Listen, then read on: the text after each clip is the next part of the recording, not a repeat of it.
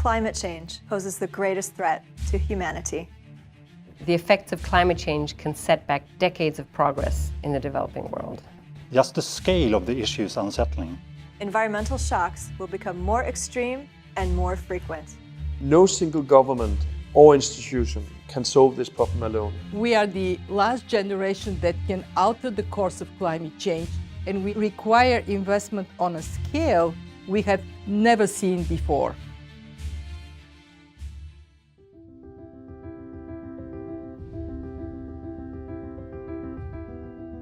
At that time, to make a sustainable portfolio was to exclude companies, not to invest in green projects. And that strategy, we didn't believe in that strategy.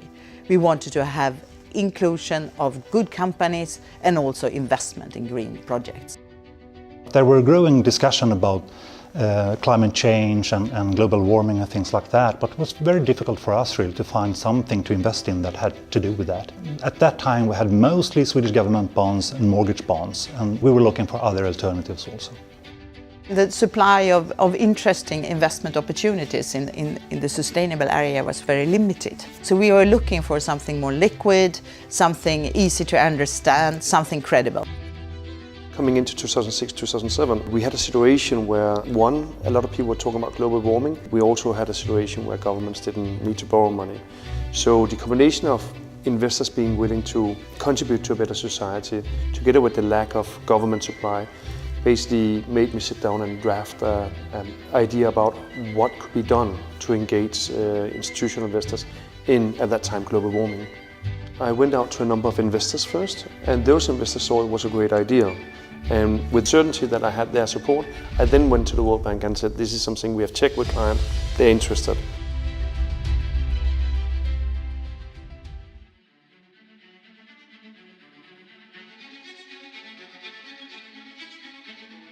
What happened was a combination of us coming up with our environmental strategy, the Intergovernmental Panel on Climate Change with very strong warning that we have to change the way we live, and Mother Nature through catastrophic disasters telling us it is time to act.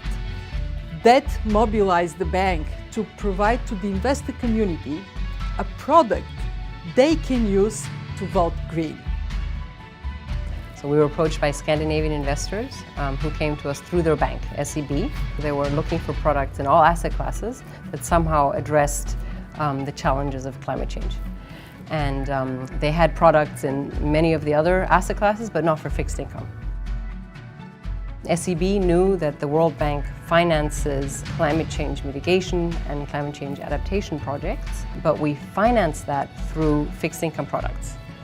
So for the Scandinavian investors, it was perfect because they were looking for a product that supported these types of projects, but that didn't have project risk or specific country risk, and that had the same financial characteristics as other products they were familiar with. We had a very constructive dialogue, and I think within a month the World Bank came back and said, and I think especially because investors had agreed to that this was a great idea, agreed to go ahead and develop a product which enabled the investors not only to invest, but to invest inside their traditional, normal, mainstream benchmark portfolios, which was, as I see it, the big change to everything that had been before, that they didn't have to have a special view with this kind of investment.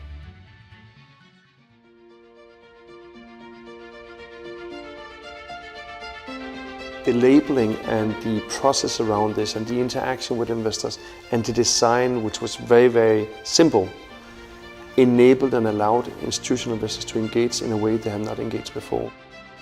We had never launched a product with dedicated funding. So this was new for finance, and at the same time we had this climate strategy, so it was like perfect timing.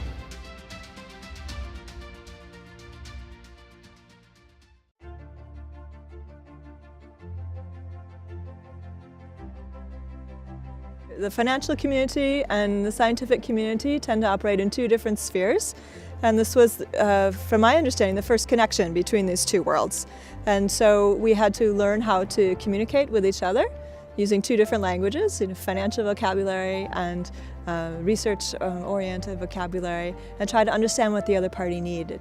My colleague Knut Alfsen took the chance to write that first second opinion, and it was the first time that we at Cicero had ever done anything like that.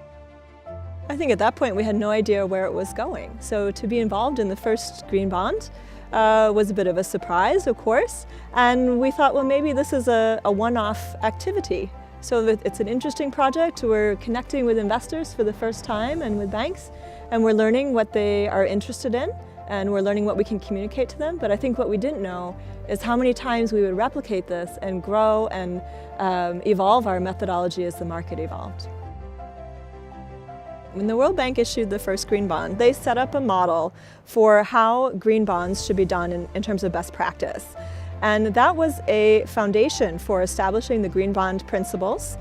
And several banks were involved in establishing these voluntary guidelines for the market that later came to recommend independent reviews, as well as set up some guidance on transparency.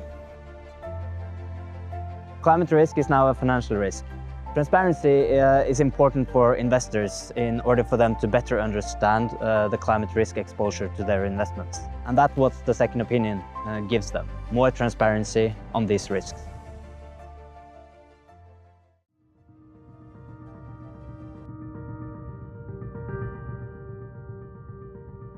Impact reporting has been very, very important since the very beginning of the green bonds, but it's been an iterative process. The World Bank was very fortunate because they already collected and still collect a tremendous amount of data on all of their projects, and as projects are measured through their implementation, the performance against those performance indicators is updated. Now, through that learning process, I believe that the World Bank has definitely shaped impact reporting throughout the financial community. And that impact reporting is a real value added, a form of accountability that issuers give to their investors and that investors can then give to their clients to show that this is where your money has gone, this is what it's doing, this is the progress we're making. You had this positive investment in projects that really did something meaningful against climate change. And you had an independent second opinion on the climate criteria also, and impact reporting afterwards. So really you could be quite safe that it was our money that we invested in this bond would do something meaningful in the battle against climate change.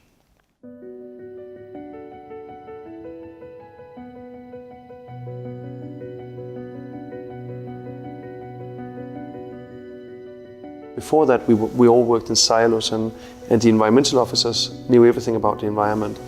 The financial officers knew everything about finance, but the interaction which allowed the financial officers to give their input to how environment should be done, and the environmental officers, they understood the financial characteristics, probably is the big achievement of this interaction with this product.